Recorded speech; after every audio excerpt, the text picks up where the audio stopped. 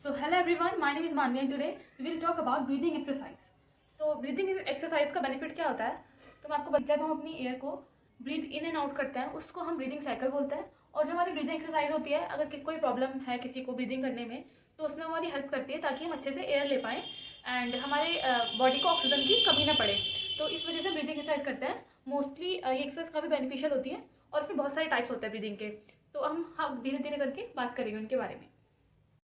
So basically if you talk about breathing and pulmonary ventilation, तो breathing हमारा का मतलब होता है कि when a air moves in and out from the body, so इसको हम ब्रीदिंग बोलते हैं और इसको हम पल्मोनरी वेंटिलेशन भी बोलते हैं। पल्मोनरी वेंटिलेशन, इसको हम पल्मोनरी वेंटिलेशन भी बोल सकते हैं एंड ब्रीदिंग भी बोल सकते हैं। जो हमारी ब्रीदिंग होती है उसके अंदर बहुत सारी जो हमारी मसल्स हैं वो हमारी काम आती हैं, जैसे कि हमारी स्केलिन मसल जो होती है, एसटीएम होती है, या फिर डायफ्राम की होती है, एंटीरियर इंटरकॉस्टल मसल जो होती है, एक्सटीरियर इंटरकॉस्टल मसल जो होती है वो हमारी काम आती है।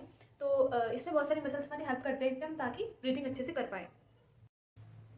सो basically if you talk about the indication contraindication of breathing exercise, तो कॉन्ट्राइंडिकेशन का मतलब ये होता है कि कॉन्ट्राइंडिकेशन में हम जो ट्रीटमेंट पेशेंट को नहीं दे सकते इन कंडीशंस में उसको हम कॉन्ट्राइंडिकेशन बोलते हैं। और इंडिकेशन का मतलब होता है कि जिन प्रॉब्लम्स में हम पेशेंट को वो एक्सरसाइज या फिर वो ट्रीटमेंट दे सकते हैं उसको हम इंडिकेशन बोलते हैं।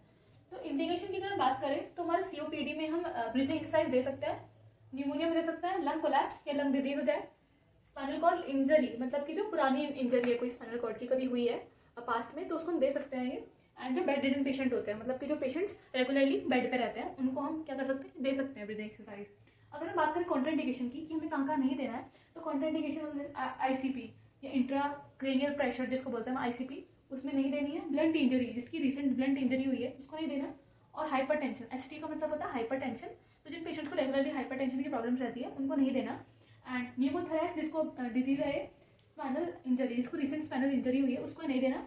एंड जिसको ब्रेन हेमरेज है या फिर एक्टिव हेमरेज है जिसको, या रिसेंट हेमरेज हुआ है जिसका, उसको ये नहीं देना है। तो हमारी क्या थी कॉन्ट्राइंडिकेशन इंडिकेशन। तो ये काफ़ी इंपॉर्टेंट होती है कि अगर जैसे हमारे कोई आती है कि हमारे कोई ब्रीदिंग एक्सरसाइज बताओ तो उसमें कॉन्ट्राइंडिकेशन इंडिकेशन लिखने के अलग मार्क्स मिलते हैं।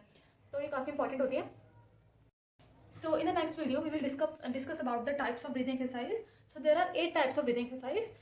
तो वो हम नेक्स्ट वीडियो में डिस्कस करेंगे। तो if you want more knowledge about this topic, so you can follow my channel and subscribe the channel, and you can also like my video, and if you have any doubt so you can write it down in the comment section downly. And so thanks for watching and मिलते हैं next video में।